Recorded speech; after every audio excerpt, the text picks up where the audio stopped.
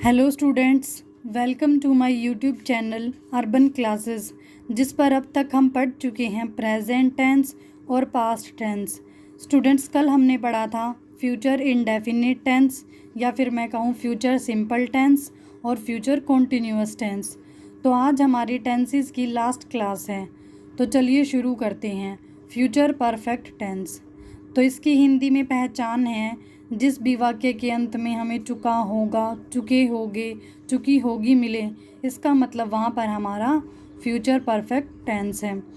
तो हम यहाँ पर बात कर रहे हैं फ्यूचर परफेक्ट टेंस की। तो ये हमें बताता है कि भविष्य में हमारा कोई काम हो चुका होगा। जैसे कि मैं कहूँ, मैं कल एग्ज़ाम दे चुकी होगी, लास्ट में क्या है, चुकी होगी, तो इसका मतलब मैंने यूज़ किया है फ्यूचर परफेक्ट टेंस का। तो चलिए अब हम एफर्मेटिव का सेंटेंस स्ट्रक्चर देखते हैं। सबसे पहले सब्जेक्ट, उसके बाद हेल्पिंग वर्ब विल और शैल, उसके बाद हम यूज़ करेंगे हैव का, और उसके बाद मेन वर्ब की थर्ड फॉर्म जो कि हम हमेशा परफेक्ट टेंस में यूज़ करते हैं। उसके बाद हमारा ऑब्जेक्ट। एग्जाम्पल देखिए, वह बाज़ार जा चुका होगा, लास्ट में क्या है, चुका होगा, इसका मतलब हमारा फ्यूचर परफेक्ट टेंस है। तो हम इसे कन्वर्ट करेंगे तो सबसे पहले हमारा सब्जेक्ट यानी कि ही, उसके बाद सिंगुलर के साथ हम यूज़ करेंगे विल, उसके बाद हैव, उसके बाद मेन वर्ब की थर्ड फॉर्म यानी कि गोन, उसके बाद हमारा object. He will have gone to market, वह बाज़ार जा चुका होगा। नेक्स्ट एग्जाम्पल है, मैं अपना काम कर चुका होगा। तो आई वी के साथ हम हमेशा यूज़ करते हैं शैल का। तो आई शैल, उसके बाद हैव, उसके बाद वर्ब थर्ड, उसके बाद object. I shall have done my work, मैं अपना काम कर चुका होगा। इसके बाद है नेगेटिव। तो नेगेटिव का सेंटेंस स्ट्रक्चर है सबसे पहले सब्जेक्ट, उसके बाद हेल्पिंग वर्ब विल और शैल, उसके बाद नेगेटिव है इसलिए हम नोट का यूज़ करेंगे, उसके बाद हैव, उसके बाद मेन वर्ब की थर्ड फॉर्म और लास्ट में ऑब्जेक्ट। एग्जाम्पल है, सरला स्कूल नहीं जा चुकी होगी। तो अगर हम इसे कन्वर्ट करें, सरला हमारा सब्जेक्ट है और सिंगुलर है तो इसके साथ यूज़ करेंगे विल, उसके बाद नेगेटिव है तो नोट, उसके बाद हैव, उसके बाद वर्ब थर्ड, उसके बाद object. Sarla will not have gone to school, Sarla school नहीं जा चुकी होगी। नेक्स्ट एग्जाम्पल है, हम क्रिकेट नहीं खेल चुके होंगे। तो अगर हम इसे कन्वर्ट करें तो वी के साथ शैल, उसके बाद नॉट, उसके बाद हैव, उसके बाद वर्ब थर्ड, लास्ट में object. We shall not have played cricket, हम क्रिकेट नहीं खेल चुके होंगे। इसके बाद है इंटेरोगेटिव, और इंटेरोगेटिव में सबसे पहले हम यूज़ करते हैं हेल्पिंग वर्ब यानी कि विल और शैल, उसके बाद सब्जेक्ट, हैव, मेन वर्ब की थर्ड फॉर्म, ऑब्जेक्ट और लास्ट में मार्क ऑफ इंटेरोगेशन। एग्जाम्पल है, क्या तुम स्कूल जा चुके होगे। तो अगर हम इसे कन्वर्ट करें तो सबसे पहले हेल्पिंग वर्ब विल, उसके बाद सब्जेक्ट, उसके बाद हैव, वर्ब थर्ड, लास्ट में ऑब्जेक्ट और mark of interrogation. Will you have gone to school, क्या तुम स्कूल जा चुके होगे। नेक्स्ट है, क्या वह गाना गा चुकी होगी। सबसे पहले विल, उसके बाद सब्जेक्ट, हैव, वर्ब थर्ड और उसके बाद ऑब्जेक्ट, लास्ट में mark of interrogation. Will see have संग ए सॉन्ग, क्या वह गाना गा चुकी होगी। इसके बाद है डबल इंटेरोगेटिव, इसमें हम सबसे पहले यूज़ करते हैं WH family. Next, same as it is interrogative की तरह, हेल्पिंग वर्ब यानी कि will shall, subject, have, main verb की थर्ड फॉर्म, ऑब्जेक्ट और लास्ट में मार्क ऑफ इंटेरोगेशन। एग्जाम्पल है, वर्ष 2024 के अंत तक हम कितने पैसे कमा चुकेंगे। तो अगर हम इसे कन्वर्ट करें तो कितने यानी कि WH फैमिली वर्ड है हमारा हाउ मच, तो हाउ मच मनी। उसके बाद यहाँ पर वी हमारा सब्जेक्ट है तो इसके साथ यूज़ करते हैं हम शैल का। तो how much money shall we have, उसके बाद वर्ब थर्ड, उसके बाद by the end of the year 2024, how much money shall we have earned by the end of the year 2024। तो यहाँ पर हमारा फ्यूचर परफेक्ट टेंस कंप्लीट हुआ। तो आपके लिए होमवर्क है, क्या मैं एग्ज़ाम क्रैक कर चुका होऊंगा, इसका आंसर आपको नीचे कमेंट बॉक्स में लिखना है। तो स्टूडेंट्स लास्ट है हमारा फ्यूचर परफेक्ट कॉन्टिन्यूअस टेंस, यानी कि कोई भी काम किसी खास टाइम से चल रहा होगा, इसके बारे में हमें बताता है फ्यूचर परफेक्ट कॉन्टिन्यूअस टेंस।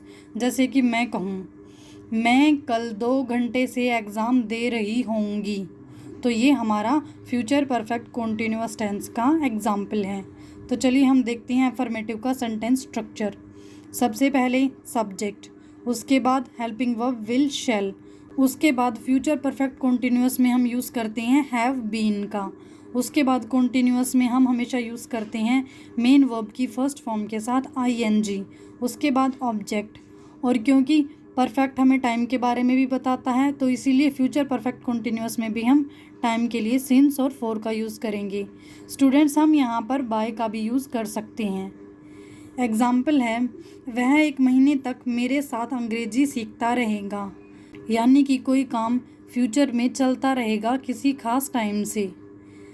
तो अगर हम इसे कन्वर्ट करें तो सब्जेक्ट है हमारा ही, उसके बाद सब्जेक्ट है हमारा ही, उसके बाद विल, उसके बाद हैव बीन, उसके बाद वो फर्स्ट के साथ ing, उसके बाद ऑब्जेक्ट, और उसके बाद टाइम के लिए हमने यूज़ किया है फॉर का, क्योंकि यहाँ पर टाइम हमारा क्या है इनडेफिनिट। उसके बाद हमारा टाइम यानी कि 1 मंथ।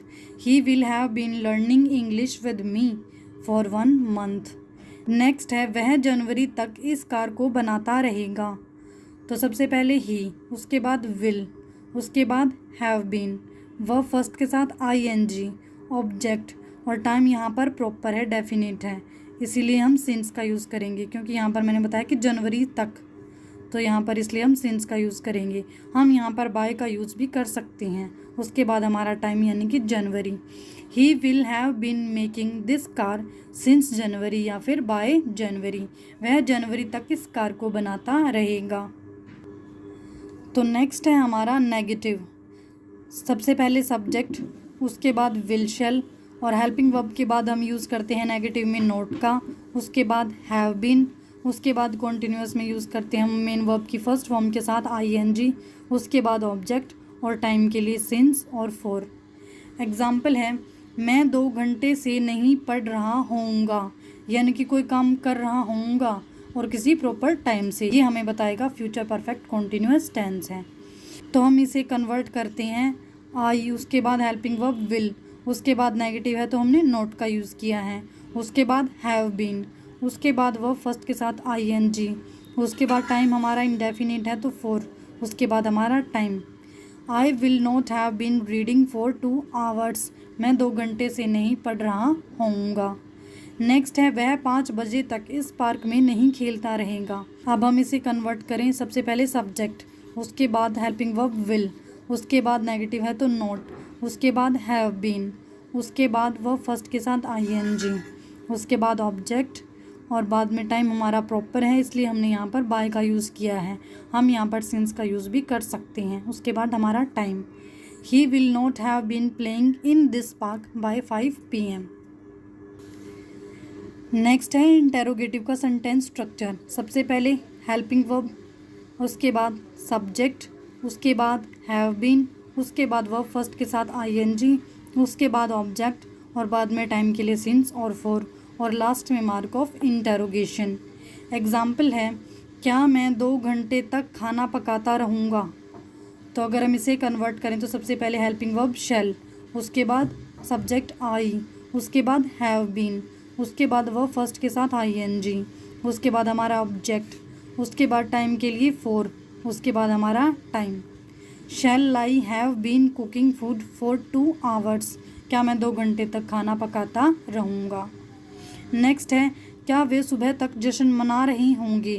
तो अगर हम इसे कन्वर्ट करें तो सबसे पहले हेल्पिंग वर्ब विल, उसके बाद सब्जेक्ट, उसके बाद हैव बीन, उसके बाद वर्ब फर्स्ट के साथ ing, उसके बाद टाइम के लिए हमने यहाँ पर यूज़ किया है बाय का, उसके बाद हमारा टाइम यानी कि मॉर्निंग।